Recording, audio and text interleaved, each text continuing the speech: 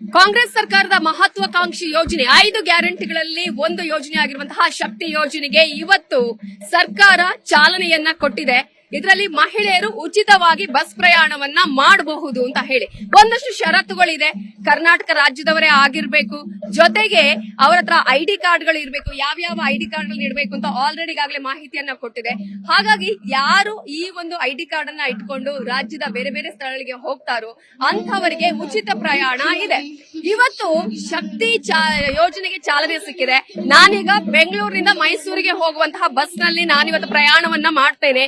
ಬೆಂಗಳೂರಿನಿಂದ ಮೈಸೂರಿಗೆ ಹೋಗ್ಬೇಕು ಅನ್ನೋದಾದ್ರೆ ನಾನು ಈಗ ನನ್ನ ಐಡಿ ಕಾರ್ಡ್ ಅನ್ನ ತೋರಿಸ್ಕೊಂಡು ನಾನು ಈ ಬಸ್ಗೆ ಹತ್ತಬೇಕು. ನನ್ನನ್ನ ಅವರು ಹತ್ತಿಸ್ಕೊಂಡ ನಂತರ ಅಲ್ಲಿ ಕಾರ್ಡ್ ಅನ್ನ ಕೊಡ್ತಾರೆ, ಅಂದ್ರೆ ಟಿಕೆಟ್ ಅನ್ನ ಕೊಡ್ತಾರೆ. ನಾನು ಐಡಿ ಕಾರ್ಡ್ ತೋರಿಸ್ತೀನಿ. ಹಾಗಾದ್ರೆ ಈಗಾಗಲೇ ಶಕ್ತಿ ಯೋಜನೆಗೆ ಚಾಲನೆಯ ಸಿಕ್ಕಲಾಗಿದೆ.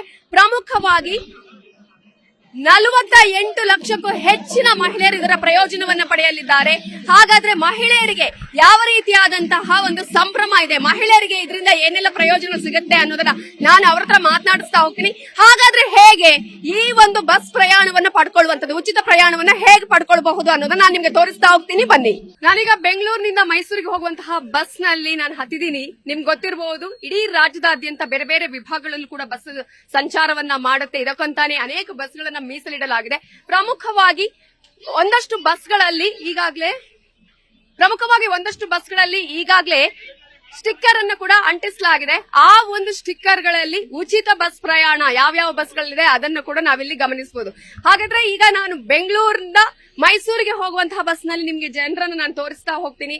ನೋಡಿ, ಅವರೆಲ್ಲರೂ ಕೂಡ ತಮ್ಮ ಕೈಗಳಲ್ಲಿ ಐಡಿ ಕಾರ್ಡ್ ಅನ್ನ ಇಟ್ಕೊಂಡಿದ್ದಾರೆ. ಐಡಿ ಕಾರ್ಡ್ ಅನ್ನ ಇಟ್ಕೊಂಡು ಅವರು ಕಂಡಕ್ಟರ್ ನಾವ್ ಎಲ್ಲಿ ಹೋಗ್ಬೇಕು ಅಂತ ಹೇಳ್ತಾರೆ. ಆನಂತರ ಬಸ್ ನಲ್ಲಿ ನಿರ್ವಾಹಕರು ಅವರಿಗೆ ಟಿಕೆಟ್ ಅನ್ನ ಕೊಡ್ತಾರೆ. ಆಲ್ಮೋಸ್ಟ್ ಇಲ್ಲಿ ಅನೇಕ ಮಹಿಳೆಯರೇ ಇರೋದನ್ನ ನಾವು ಗಮನಿಸ್ತಾ ಇದೀವಿ. ಈಗ ಹೆಣ್ಮಕ್ಳಿಗೆ ಒಂದು ರೀತಿಯ ಪ್ರಯೋಜನ ಆಗತ್ತೆ, ನಮ್ಗೆ ಗಂಡ್ಮಕ್ಳಿಗೂ ಕೊಡಿ ಅನ್ನುವಂತಹ ಒಂದಷ್ಟು ಮಾತುಗಳು ಕೂಡ ಕೇಳಿ ಬರ್ತಾ ಇದೆ. ನೋಡಿ, ಆಲ್ರೆಡಿ ಈಗ ನಾವು ಬಸ್ ಮೂವ್ ಆಗ್ತಾ ಇದೆ. ಬೆಂಗಳೂರಿನಿಂದ ಮೈಸೂರು ಕಡೆ ಹೋಗುವಂತಹ ಬಸ್ ಆಲ್ರೆಡಿ ಈಗ ಮೂವ್ ಆಗ್ತಾ ಇರೋದನ್ನ ನೀವು ನೋಡ್ತಾ ಇದ್ದೀರಾ. ಬಸ್ ನಲ್ಲಿ ಜನ ಬರ್ತಾ ಇದ್ದಾರೆ. ಈ ಬಸ್ಗೆ ಚಾಲನೆ ಸಿಕ್ಕಿದೆ. ಮಹಿಳೆಯರು ತುಂಬಾ ಸಂಖ್ಯೆಯಲ್ಲಿ ಇಲ್ಲಿ ನೆರೆದಿರೋದನ್ನು ಕೂಡ ನಾವಿಲ್ಲಿ ಗಮನಿಸಬಹುದು. ಬೆಂಗಳೂರಿನಿಂದ ಮೈಸೂರಿಗೆ ಹೋಗ್ತಾ ಇರುವಂತಹ ಬಸ್ ನಲ್ಲಿ ನಾನು ಪ್ರಯಾಣ ಮಾಡ್ತಾ ಇದ್ದೀನಿ. ಮೊದಲ ಬಸ್ ಬೆಂಗಳೂರಿನಿಂದ ಮೈಸೂರಿಗೆ ಹೋಗ್ತಾ ಇರುವಂತಹ ಈ ಬಸ್ ಅಂದ್ರೆ ಶಕ್ತಿ ಯೋಜನೆ ಆರಂಭ ಆದ ಬಳಿಕ. ಸೊ ಡ್ರೈವರ್ ಹತ್ರ ಮಾತಾಡ್ಸೋಣ. ಸರ್ ನಮಸ್ತೆ. ನಿಮ್ಗೆ ಈಗಾಗಲೇ ಈ ಒಂದು ಶಕ್ತಿ ಯೋಜನೆ ಆದ ಬಳಿಕ ಮೊದಲ ಬಸ್ ಇದು ಈಗ ಮೈಸೂರಿಗೆ ಹೋಗ್ತಾ ಇರುವಂತದ್ದು. ಯಾವ ರೀತಿಯಾಗಿ ಮಹಿಳೆಯರು ಲಾಭ ಪಡ್ಕೋಬೇಕು, ಹಾಗೆ ಏನೇನು ಯೋಜನೆಗಳ ಮೂಲಕ ಪ್ರಯೋಜನ ಪಡಬಹುದು ಅಂತ ಅನ್ಸುತ್ತೆ? ನಮಗೆ ಲಾಭ ಅಂತೇನಿಲ್ಲ ಮೇಡಮ್. ಪಬ್ಲಿಕ್ ಸರ್ವೆಂಟ್ ಆಗಿದ್ದೇವೆ ನಾವು. ಪಬ್ಲಿಕ್ ಸರ್ವೆ ಸಹಾಯ ಮಾಡಬೇಕು ನಾವು ಎಲ್ಲ ಲೇಡೀಸ್ಗಳಿಗೆ, ಆ ಥರ ಎಲ್ಲ ಮಾಡಬೇಕು. ಮತ್ತೆ ಆದಾಯದ ಬಗ್ಗೆ ನಾವು ಯಾರಿಗೆ ವಿಚಾರ ಇಲ್ಲ. ಪಬ್ಲಿಕ್ ಸರ್ವೆಂಟ್ ಅವ್ರಿಗೆ ಹೆಲ್ಪ್ ಆಗಬೇಕು ಅಷ್ಟೇ ಸರ್. ಈಗ ನಮ್ಮ ಮನೆಯವರು ಎಲ್ಲರೂ ಉಚಿತ ಹೋಗ್ತಾರೆ.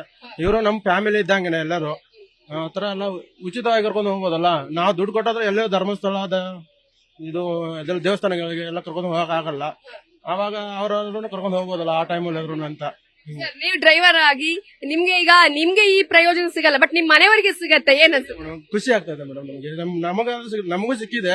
ನಮ್ಗೆ ಐಡೆಂಟಿ ಕಾರ್ಡ್ ಕೊಟ್ಟಿರ್ತಾರೆ ಹೋಗಕ್ಕೆ. ಆದ್ರೆ ನಮ್ಮ ಮನೆಯವರಿಗೆ ಸಿಕ್ತಿರ್ಲಿಲ್ಲ. ಆದ್ರೆ ನಮ್ಮ ಫ್ಯಾಮಿಲಿ ಎಲ್ಲ ಟಿಕೆಟ್ ಕೊಟ್ಟು ಹೋಗ್ತೀವಿ. ಇವಾಗ ಅವ್ರಿಗೆ ಸಿಕ್ಕಿದೆ ಅಲ್ಲ, ನಮ್ಮ ತಂದೆ ತಾಯಿಗಳಿಗೆ ಮತ್ತೆ ನಮ್ಮ ತಂಗಿ, ನಮ್ಮ ಮಿಸ್ಸಸ್ ಎಲ್ಲ ಸಿಕ್ಕಿದೆ. ಅವಾಗ ಖುಷಿ ಆಗ್ತದೆ ಮೇಡಮ್. ಸರ್, ಈಗ ನೋಡಿದ ಹಾಗೆ ಇದರ ಪ್ರಯೋಜನವನ್ನ ಮಹಿಳೆಯರು ಪಡ್ಕೊಳ್ಬೇಕು, ಆದ್ರೆ ಇದರ ದುರುಪಯೋಗ ಮಾಡಬಾರದು ಅನ್ನುವಂತಹ ಮಾತುಗಳು ಕೂಡ ಇದೆ. ಯಾಕಂದ್ರೆ ಈಗ ಆಯ್ತಪ್ಪ, ನಾವಿವತ್ತು ಪ್ರಯಾಣವನ್ನ ಮಾಡ್ತೀವಿ, ಫ್ರೀ ಎಲ್ಲಿ ಬೇಕಾದ್ರೂ ಹೋಗ್ಬಹುದು ಅಂತ ಹೇಳಿ ಆತರ ಹೋದುವಂತಹ ಸಂದರ್ಭದಲ್ಲೂ ಕೂಡ ಕೆಲವರು ಇನ್ನು ಯಾವಾಗ ನೋಡಿದ್ರು ಫ್ರೀ ಅಲ್ಲ, ನಾವು ವಾರಕ್ಕೆ ಹೋಗ್ಬೋದು, ಅಥವಾ ಈ ಹಿಂದೆ ನಾವು ಇಡೀ ಒಂದು ಬೆಂಗಳೂರು ಸುತ್ತಬೇಕು ಅಂದ್ರೆ ಜಾಸ್ತಿ ಸಮಸ್ಯೆಗಳಾಗ್ತಾ ಇತ್ತು ಅಂತ ಹೇಳಿ, ಈಗ ಹಾಗಲ್ಲ ಅಂತ ಹೇಳಿ ದುರುಪಯೋಗ ಮಾಡ್ಕೊಳ್ಬಾರ್ದು ಅಂತ ಹೇಳ್ತಾರೆ. ನಾನು ಒಂದಷ್ಟು ಮಹಿಳೆಯರಿದ್ದಾರೆ, ಅವ್ರ ಹತ್ರನೇ ಮಾತನಾಡಿಸುವಂತ ಪ್ರಯತ್ನ ಮಾಡ್ತೀನಿ. ಏನ್ ಹೆಸರಮ್ಮ, ಎಲ್ಲಿಂದ ಬಂದಿದ್ದೀರಿ? ನಾವು BTM ಇಂದ ಲತಾ ಅಂತ ಮೈಸೂರಿಗೆ ಹೋಗ್ತಾ ಇದೀವಿ.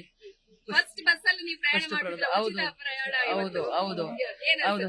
ತುಂಬಾ ಖುಷಿ ಆಗ್ತಾ ಇದೆ. ತುಂಬಾ ಸಿದ್ದರಾಮಯ್ಯ ತುಂಬಾ ಚೆನ್ನಾಗಿ ಮಾಡವ್ರೆ. ನಮಗೆ ಸ್ವೀಟ್ ಎಲ್ಲ ಕೊಟ್ಟಿದ್ದಾರೆ.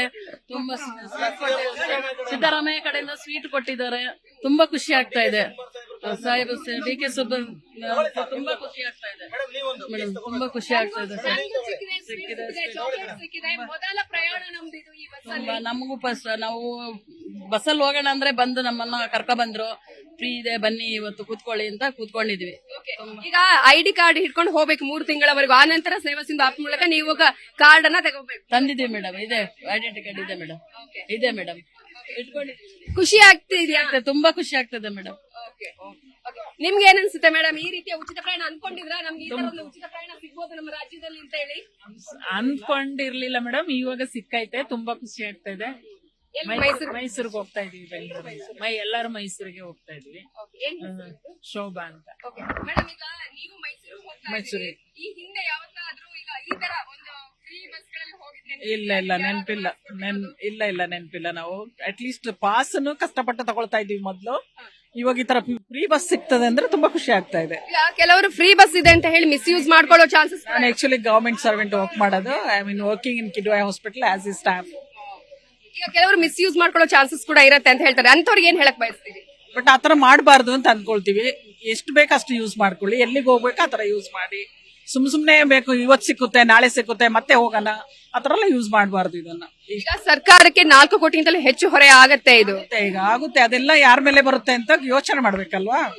ಸರ್ಕಾರದಿಂದ ನಮಗೆ ತೊಂದರೆ, ನಮಗೆ ಬರುತ್ತೆ ಅದು. ಖುಷಿ ಆಗುತ್ತೆ. ಅನೇಕ ಮಹಿಳೆಯರು ಮಾತನಾಡೋದನ್ನ ಕೇಳಿಸ್ತಾ ಇದೀವಲ್ಲ, ಖುಷಿ ಆಗ್ತಾ ಇದೆ. ಯಾಕಂದ್ರೆ ಇಂತಹ ಒಂದು ಯೋಜನೆ ಬರುತ್ತೆ ನಮ್ಮ ರಾಜ್ಯದಲ್ಲಿ ಅಂತ ನಾವು ಅಂದ್ಕೊಂಡಿರ್ಲಿಲ್ಲ. ಬಟ್ ಈಗ ಅಂತಹ ಒಂದು ಯೋಜನೆ ಸಿಕ್ಕಿದೆ, ಅದರ ಉಪಯೋಗವನ್ನ ಮಾಡ್ಕೊಳ್ಬೇಕೇ ಹೊರತು ನಾವು ಅದನ್ನ ದುರುಪಯೋಗ ಮಾಡ್ಕೊಳ್ಬಾರ್ದು ಅಂತ ಹೇಳ್ತಿದ್ದಾರೆ.